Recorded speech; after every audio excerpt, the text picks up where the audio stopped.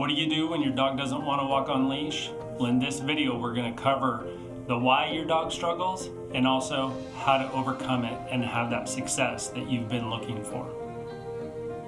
So let's get right to it. This is a common problem that a lot of people have, especially with smaller dogs, because the whole time they're growing up, they're pretty much being carried everywhere that they go, and it takes a while before you actually put that leash on them. And then when it happens, because of the way their nerve structure is, they have a tendency to want to fight against it because they don't understand it. So here in the video, you're going to notice how I'm really calm and I'm inviting this dog in because I want it to know that when it pulls up on my left side like this right here, that it is a wonderful place to be.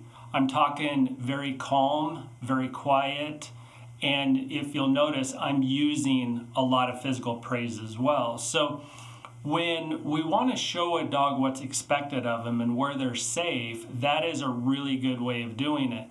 And you're going to see in this video also, the dog is going to be, like right here, the dog is going to be trying to do little things that it was doing with its owner, and I'm working through that. And if you'll notice, I'm not applying any type of tension to the line when the dog is right next to me, because that tension equals pressure.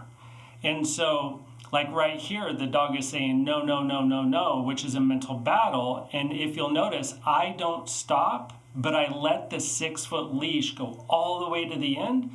And then the dog makes the decision to come up to me, which is that mental win. And now I'm calm, I'm giving it lots of praise.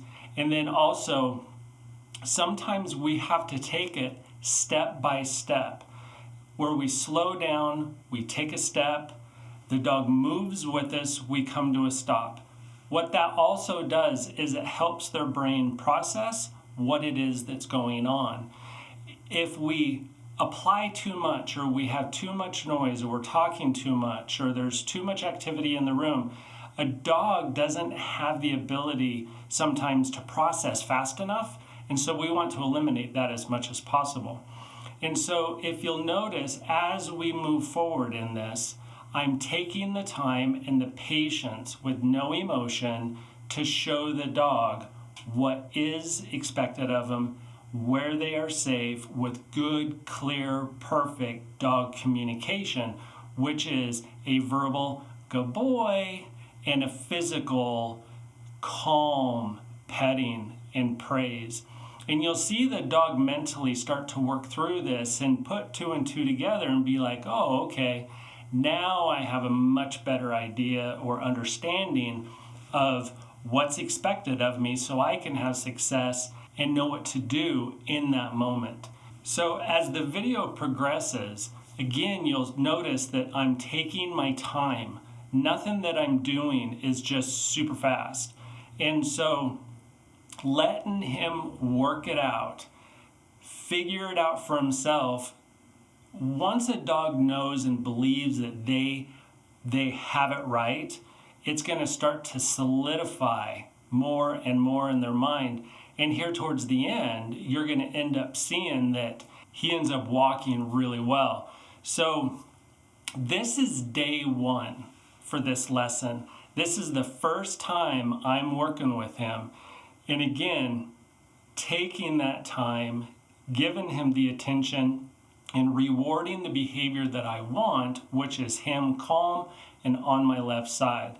If this is something that you have struggled with, though, you can check out our online training program, where I go through in-depth discussion and teaching of how to gain the control that you want for your dog, so that way you can invite them to all aspects of your life.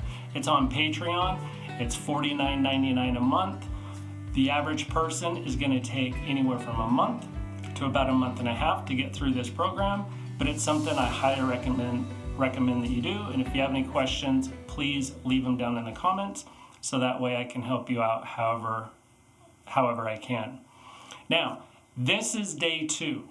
You'll notice that the dog is in a much better place mentally, because when I ended on a success on day 1, he had all the rest of that day and all the rest of that night to sleep, to recover mentally, and everything starts to clarify in their brain, and you'll notice that he is way better, way more calm in his mind. He has a much better understanding of what's expected of him because we gave him that ability to recover. We are feeding more relaxation and praise and play into our dog than we are requiring them when it's time to work. So I hope that this video is able to help you in your goal to have a dog that walks nicely on a leash, and that you can see that no matter what, it can be done. So thank you again for watching, and have a great day. Bye.